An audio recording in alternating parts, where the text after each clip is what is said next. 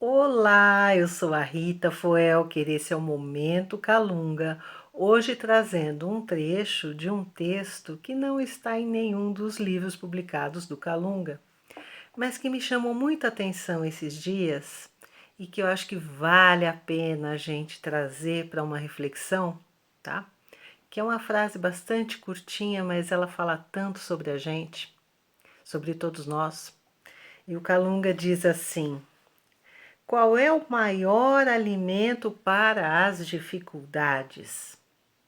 É a incrível capacidade que você tem de se esquecer que foi criado com um coração feito para amar. Então, quais são os tropeços, quais são as dificuldades, qual é o descontentamento, né?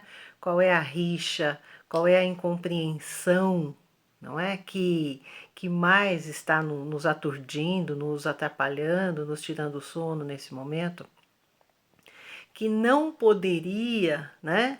Com essa frase, com essa constatação de que todos nós nascemos com um coração capaz de amar e mais do que isso, feito para amar, não pudesse amenizar ou não pudesse simplesmente resolver, eliminar, tá? Então, eu vinha pensando aqui sobre a inveja. Então, a inveja, ela acontece quando a gente vê uma pessoa rodando com um carro bonito, com um carro caro, um carro bom, né? Quando a gente vê essa pessoa com uma boa casa, né? Com um bom emprego. E em vez da gente olhar aquilo e achar maravilhoso, pensar, poxa, se ela consegue, eu creio que eu também consigo, eu também posso me esforçar para conseguir. Não, né? Parece que o bem-estar, né? Aquilo que ela tem, aquilo que ela usa para se transportar no dia a dia, o lugar onde ela mora, o fato dela ter aquilo nos ofende, nos dá raiva, nos causa indignação. Por quê? Porque ela tem e eu não tenho. Por que é que eu não tenho? Não é?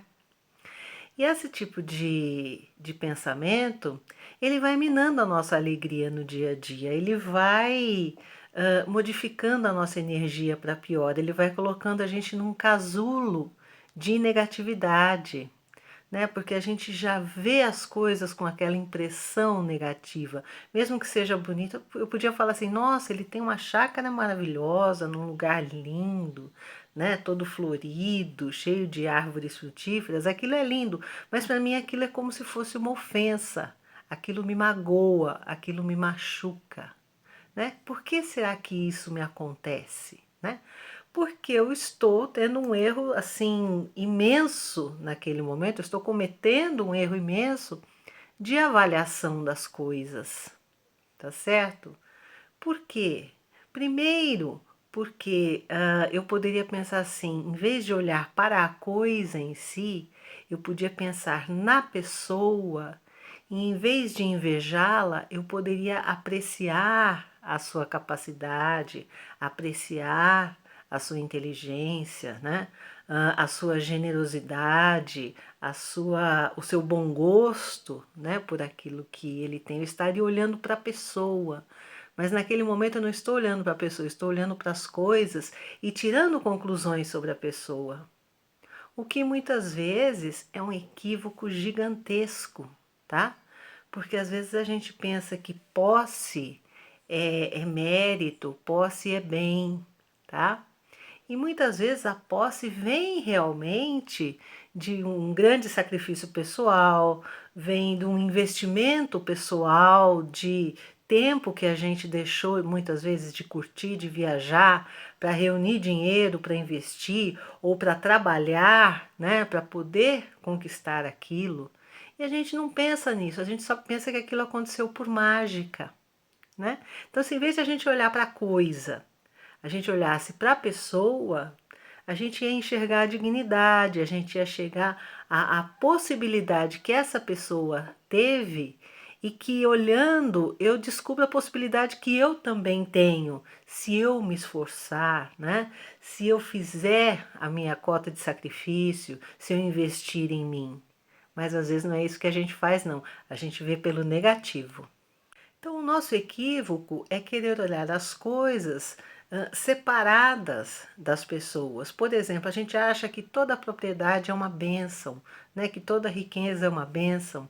Mas a gente aprende, estudando Kardec, que a riqueza muitas vezes é uma prova escolhida pelo espírito que deseja superar determinadas condições de inferioridade, se elevar, e ele escolhe a riqueza como prova para ver se ele sabe lidar com ela na vida, para ver se ele sabe lidar com ela sem ambição, sem apego, com inteligência, tá certo?